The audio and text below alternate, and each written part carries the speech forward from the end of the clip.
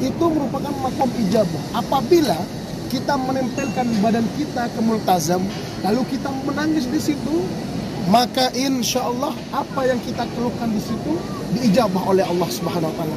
Namun yang mau masuk ke situ tuh sulit ya. Jangankan multazam, barusan ya, ini cuma kiswah, sulitnya seperti itu. Apalagi multazam yang hanya setengah meter, semua orang berbondong-bondong ke situ. Yang kedua makom ijabah yaitu pintu Ka'bah. Demikian dengan pintu Ka'bah juga menjadi rebutan orang-orang ya. Maka yang muda-muda, yang tua kami tidak menyarankan. Yang muda-muda ya, yang badan masih sehat, kami sarankan untuk ke multazam. Kami sarankan untuk ke pintu Ka'bah ya. Eman-eman di sini Bapak Ibu sekalian ya. Insya Allah apapun yang kita keluhkan, apapun yang kita tangisi diijabah. Masa saya buktinya Bapak Ibu sekalian ya. Saya cuma 2 kali ke multazam, alhamdulillah sampai sekarang apa yang saya sebutkan 4 tahun yang lalu terwujud satu demi satu. Lalu ada pintu Ka'bah, ada makom Ibrahim.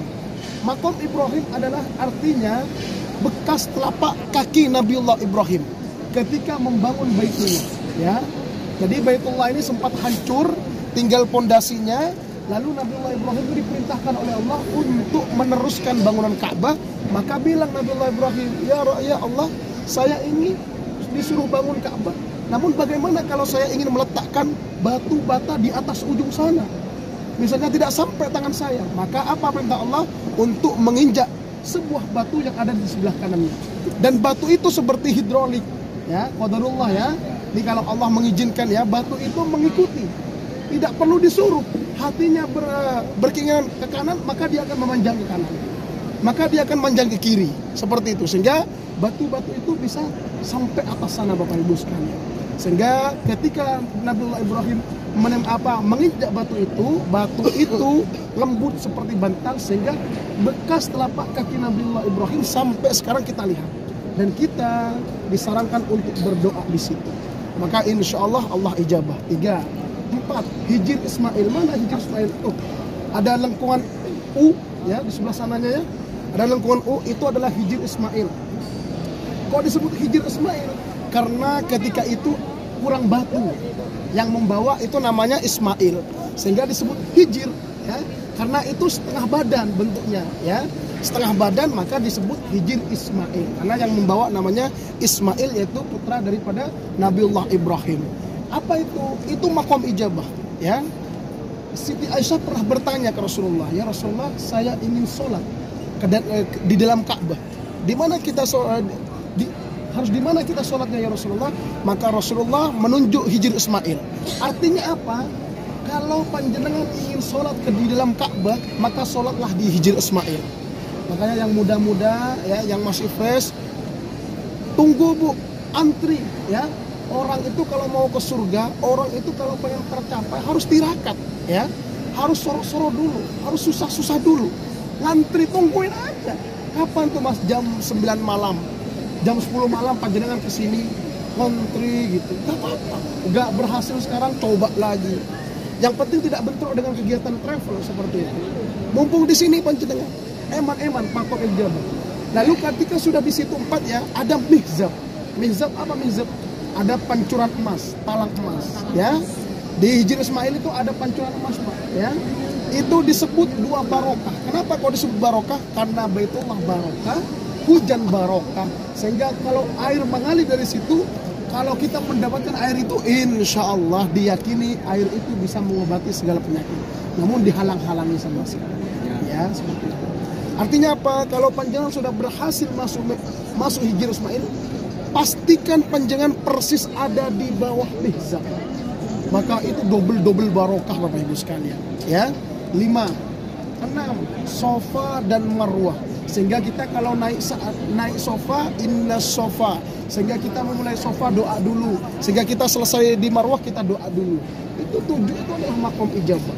Yang mana kalau kita berhasil berdoa di situ dengan hati yang tulus, dengan hati yang ikhlas, insya Allah tidak ada alasan bagi Allah untuk tidak mengabulkan panjenengan, asalkan tulus, tidak iri, tidak hasad, tidak dengki.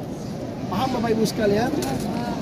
Selanjutnya Bapak Ibu sekalian, sumur Zam-Zam di mana? Sumur Zam-Zam itu kita lewati. Ya. Orang melewati sumur Zam-Zam semua ya. Karena sumur Zam-Zam itu ditemukan oleh siapa? Oleh namanya Siti Hajar. Melalui siapa? Melalui Nabiullah Ismail yang disuruh yang Allah menyuruh malaikat suruh turun megang kakinya Nabiullah Ismail untuk menghentakkan ke bumi, maka keluarlah yang namanya Zam-Zam. Kenapa kok namanya Zam-Zam? Ya, Zam-Zam itu dalam kamus Bapak Ibu sekalian artinya berkumpul. Sedangkan kata-kata berkumpul tidak hanya Zam-Zam, jamak ya atau ijma itu berkumpul. Kenapa? Ternyata kalau kita baca kamus itu, Zam-Zam itu berkumpul tidak akan terputus.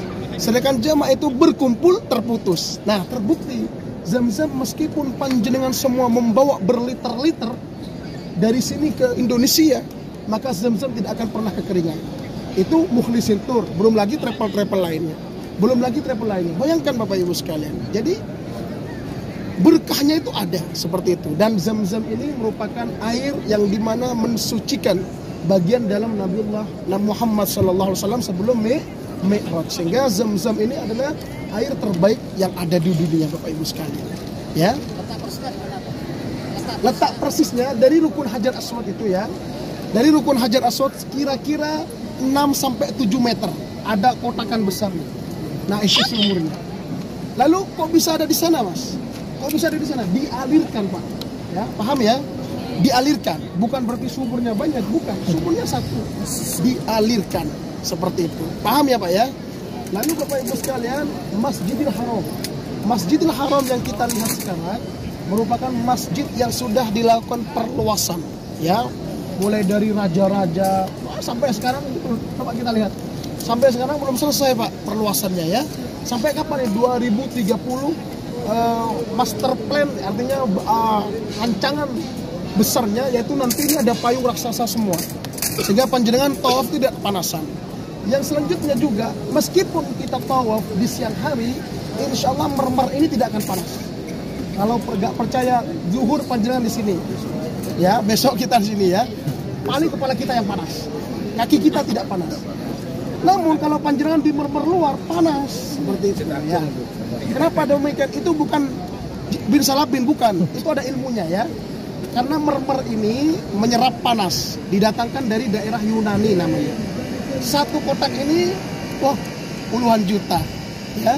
Lalu panjenengan tidak pernah berbayangkan, Mas, operasional ya, membayar seperti ada yang tugas membersihkan. Panjenengan kalau tahu ya, tenaga kerjanya yang di Masjidil Haram itu ribuan orang pembersih, shift siang ribuan, apalagi shift malam, ya. Belum lagi orang yang bangun seperti itu. Uangnya dari mana, Mas? Padahal tidak ada kotak amal. Ya enggak? Dari mana? Kalau panjenengan lihat Tower Zam-Zam, maka di Tower Zam-Zam itu ada tulisan wakaf King Abdul Aziz. Jadi pendapatan dari Tower Zam-Zam, jam tower ini, hotel, komersial, semuanya itulah yang menjadi pembiayaan yang ada di Masjidil Haram. Sehingga tidak perlu uangnya panjenengan. Makanya kami meskipun di sini tidak perlu uang kita, kami kan juga ingin membuat yang namanya abal jeriyah, ya. Panjenengan kan juga harus memikirkan akhiratnya ya. Makanya kalau panjenengan lihat Al-Quran wakaf ya, nanti saya akan kondisikan minimal satu orang satu untuk membuat Al-Quran wakaf tersebut, amal jariyah tersebut. Namun kalau punya uang lebih, rezeki lebih, bisa untuk orang lain dan semacamnya. Yang penting untuk diri sendiri satu aja. Dan Al-Quran wakaf itu semua jemaah umroh pasti melaksanakan seperti itu. Kenapa demikian? Karena Bapak Ibu sekalian, tamu Allah tamu Rasulullah, eman-eman kalau kita tidak melaksanakan wakaf di sini, pahalanya 100.000 kali, 50 real, satunya 50 real atau 250.000. Untuk amal jariyah 250.000 itu lewat, Bu, ya. Ya. Panjenengan kalau beli baju di luar berapa, Bu? 300 ya. Nah, apa mikir? Kalau ini untuk akhirat jenengan mikir, wah kebangetan gini. Seperti itu. Paham Ibu? Jelas ya? Nah, selanjutnya Bapak Ibu sekalian, tamu Allah tamu Rasulullah, sebetulnya banyak tempat-tempat bersejarah. Saya kalau mau menjelaskan semuanya ini tidak cukup satu waktu. Berhubung ini sudah mulai dikondisikan Bapak Ibu sekalian. Jadi kalau pengen lengkap panjenengan bawa kopi, bawa sarimi ke kamar 211. Nah, bagi teman-teman yang mau order kaos keren, silakan bisa di marketplace Shopee, Tokopedia, Bukalapak maupun Lazada. Caranya tinggal ketik saja Muhammad Ervando ya. Nah, teman-teman tinggal pilih untuk kaos-kaos kerennya. Kemudian yang cocok langsung saja diorder untuk kaos-kaos kerennya ya. Bisa diorder satuan, lusinan, ataupun borongan, silahkan bebas. Nah, berikut ini saya kasih rangkumannya ya. Nah, teman-teman ketik saja di Shopee, Tokopedia, Bukalapak, Lazada, ketik Muhammad Ervando. Nah, kemudian juga tersedia kaos lengan panjang dengan desain-desain keren. Tinggal teman-teman pilih di marketplace Shopee, Tokopedia, Bukalapak, Lazada. Cuman untuk kaos lengan panjang ketiknya Vando Official Shop ya. Spesial untuk kaos lengan panjang, bisa untuk pria maupun wanita. Nah, untuk wanita yang berjilbab sangat cocok ya, karena pakai lengan panjang tersedia juga, dan tentunya dengan desain-desain kaos yang keren, kekinian. Nah, silakan teman-teman bisa ketik di Shopee, Tokopedia, Bukalapak maupun Lazada, ketik saja Vando Official Shop.